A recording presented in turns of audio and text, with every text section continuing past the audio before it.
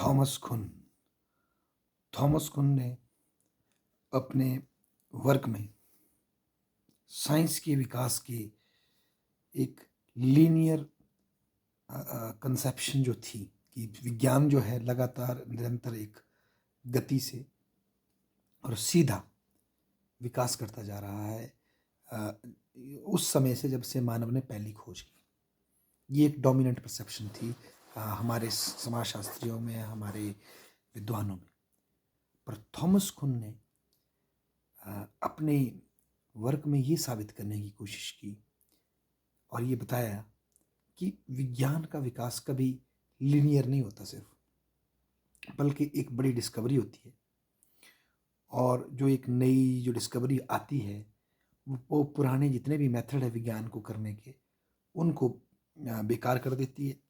और फिर उस डिस्कवरी के बेस बनाकर उसके इर्द गिर्द अन्य वैज्ञानिक अपनी खोज करते चलते हैं। और एक समय के बाद जब वो मूल डिस्कवरी जिसके आधार पर आगे का विज्ञान चलता है एम्पिरिकल बेस पर, जिसको हम साइंटिफिक मेथड कहते हैं वेरिफिकेशन के बेस पर या फाल्सिफिकेशन के फेस पर, जो कार्ल पॉपर कहते हैं, उसके बाद उसमें कमी आने लग जाती है और बहुत से नए विद्वान उस डोमिनेंट साइंटिफिक डिस्कवरी से डिसएग्री करने लग जाते हैं और सब्सिक्वेंटली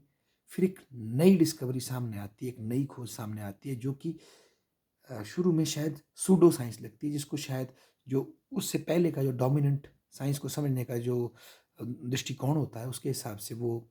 चीज़ समझ नहीं आती और उसको सूडो साइंस या कपोल गुसियाँ समझकर, गप्पें समझकर नकारा जाता है। पर जैसे ही वो सिद्ध होने लग जाती है over the period of time और दूसरी खोजों से वो बात करोबरेट हो जाती है, तो एक नया रेवोल्यूशन आ जाता है। जैसे कि उन्होंने एग्जांपल दिया कि बहुत समय तक टोलेमी की जो थ्योरी थी जिसमें कि पृथ्वी केंद्र में थी और ग्रह उसके और सूरज उसके और ग्रह चक्कर लगाते थे, उसको लेकर के, और अन्य उसके साथ जो प्राचीन यूनानी विद्वान थे उनकी थ्योरीज को लेकर के वेस्ट आगे चलता रहा। पर जैसे ही कोपरनिकस ने, केपलर ने और न्यूटन ने जो डिस्कवरियाँ की, उन्होंने पूरे पुराने विज्ञान को उसके सर से अपसाइड डाउन चेंज कर दिया, एक नया पैराडाइम दे दिया जिसमें कि सन सेंटर में आ गया और उसके मोशंस की स्टडी करना में ज़्यादा प्रिसीजन आ गया और न्यूटनियन फिजिक्स और जो साइंस है वो आगे बढ़ती। उसके बाद जब इस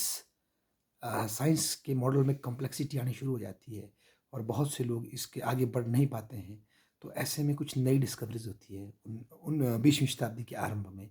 चाहे वो इलेक्ट्रॉन, प्रोटॉन, न्यूट्रॉन की डिस्कवरी हो, चाहे अल्बर्ट आइंस्टीन का थ्योरी ऑफ रिलेटिविटी का सिद्धांत हो, जो कि न्यूटन की बिल्कुल मैथमेटिकल लॉजिकल कैलकुलेशन के खिलाफ चलकर टाइम और स्पेस को बेसिकली रिलेटिव बताता है कि कुछ भी सच्चाई नहीं है, वक्त और समय और इवन टाइम और स्पेस दोनों ही सब्जेक्टिव है। दुनिया में कुछ भी ऑब्जेक्टिव रियलिटी नहीं है, ऐसा आइंस्टीन कहते हैं। जब ऐसा आइंस्टीन कहते हैं उसका असर क्वांटम फिजिक्स पे पड़ता है और अन्य डिसिप्लिन पे पड़ता है, तो उससे जो विज्ञान के मायने ही बदल जाते हैं। तो इस उदाहरण से हमारे थॉमस कुन समझाने का प्रयास करते हैं कि अगर जो लॉजिकल पॉजिटिविस्ट जो बात करते हैं 1920 के दशक में, 30 के दशक में, कि हम केवल फिज़िक्स, मैथमेटिक्स और लॉजिक के माध्यम से ही चीज़ों को समझेंगे और जो ये मेटाफिज़िक्स वगैरह है या कल्पनाएं हैं फिलोसफर्स की, इसको हम रिजेक्ट कर देंगे, केवल उसी ज्ञान को माना जाएगा जो कि वेरीफाइएबल है। उसके खिलाफ वो अपना ये तर्क पेश करते हैं कि किसको आप वेरीफाई कह रहे हैं, ये भी तय हो रहा है आपके डोमिनेंट पैराडाइम से, जिस सोशल मिलियो में, जिस सामाजिक इन्वायरमेंट में आप रिसर्च कर रहे हैं उसके हिसाब से कोई चीज़ महत्वपूर्ण है और कोई चीज़ उतनी महत्वपूर्ण नहीं है। कोई चीज़ प्री टेस्टेबल है और टेस्ट कैसे की जाएगी वो तय होता है, और अगर इन्वायरमेंट बदलेगा और नई थियोरी सामने आएगी तो ये सब कुछ बदल जाएगा, ऐसा वो कहते हैं। इवन जो कार्ल पॉपर, वो भी जो लॉजिकल पॉजिटिविज्म के खिलाफ, जो कि पूरे मानव शास्त्र के अध्ययन को विज्ञान पर लाना चाहते थे, उसके खिलाफ अपनी बात करते हैं, तो वो वेरिफिकेशन के बजाय फॉल्सिफिकेशन का स्थान देते हैं कि वही थ्योरी वैज्ञानिक है जो ये बोलेगी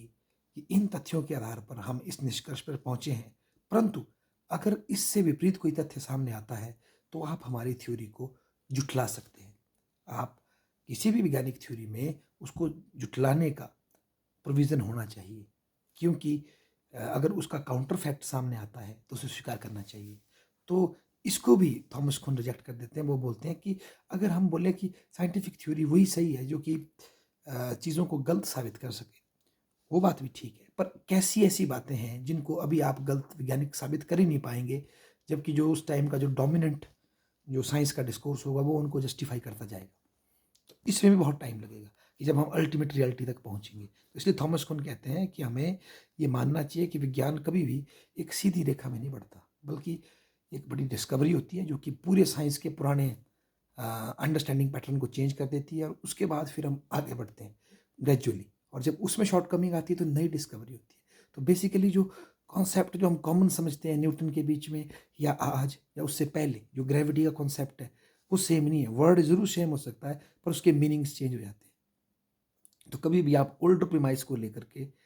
प्राचीन प्रीमाइस को लेकर के वर्तमान में तुलना नहीं कर सकते। प्राचीन पोलिस को लेकर पॉल साइंस में हम वर्तमान के स्टेट के साथ उसका कंपैरिजन करना, या प्राचीन पोलिस की डेमोक्रेसी को लेकर के वर्तमान डेमोक्रेसी को उसको बहुत ज़्यादा आरोपित करना में हमेशा एक प्रॉब्लम रहेगी, क्योंकि टर्म सेम भी हो तो उसके मीनिंग बदल जाते हैं। ऐसा थॉमस कुन कहते हैं। ये उनकी एक बहुत बड़ा कंट्रीब्यूशन है, हालांकि इसकी शॉर्टकमिंग्स भी होंगी, पर बेसिकली उन्होंने ये साबित करना चाहा, और इसके हेल्प से ये फ़ायदा हुआ कि जो एक पॉलिटिकल साइंस, सोशियोलॉजी या फिलॉसफी को जो एक विज्ञान की दृष्टि से और केवल वेरिफिकेशन की दृष्टि से, चाहे वो प्रियोरी नॉलेज हो या पोस्टियोरी, जिसमें जिसे हम सिंथेटिक और एनालिटिकल वे ऑफ नॉलेज कहते हैं, उसी से सब चीज़ को टेस्ट करना है, उसको इन्होंने चैलेंज किया। इन्होंने कहा प्रियोरी और पोस्टियोरी, जिसमें आप टेस्ट करते हो। पोस्टियोरी में हर चीज़ को पहले वेरीफाई करते हो इंडक्शन मेथड से, फिर निष्कर्ष निकालते हो। उसकी लिमिटेशन है, क्योंकि आप कितने सैंपल ले लोगे, 10, 20, 50, हो सकता है 5000 सैंपल हो, पर आप 20 के बेस पर ये निष्कर्ष निकाल रहे हैं, तो संभावना है कि आपकी थियरी गलत भी हो सकती है। और दूसरा, आप पहले ही ये अज्यूम कर लेते हैं कि लॉजिक के हिसाब से कि जो मेरा एक अ, जो मेरा एक फॉर एग्ज़ाम्पल कि अ, हमने जाकर देखना है कि किसी देश में पॉलिटिकल पार्टिसिपेशन क्या है, तो हमें नागरिकों से पूछना है कि भाई आपकी सहभागिता क्या है, आपका रोल क्या है लोकतंत्र में। तो हम इसको बड़ा ही लॉजिकली ले लेंगे और जाकर स्टडी करेंगे, उनकी डाटा बनाएंगे और स्टडी कर लेंगे। पर हम ये नहीं उनसे पूछ पाएंगे कि पॉलिटिकल सहभागिता का मीनिंग क्या है, पॉलिटिकल सहभागिता को आप डिफाइन कैसे करते हैं, और किस तरह पॉलिटिकल स्ट्रक्चर आपके पॉलिटिकल पार्टिसिपेशन के स्कोप को लिमिट करता है, उसको हम समझ नहीं पाएंगे। हम सीधे ही जो हमको लॉजिकली समझ आ रहा है उस चीज़ को अंडरस्टैंड करेंगे। बेसिकली मतलब जिन चीज़ों को आप लॉजिकली अंडरस्टैंड कर रहे हैं वो भी पहले से गिवन है आपको, और आपने वही क्यों ली, ये भी आपकी वैल्यू बायसनेस है। ऐसा थॉमस कुन कहते हैं। धन्यवाद।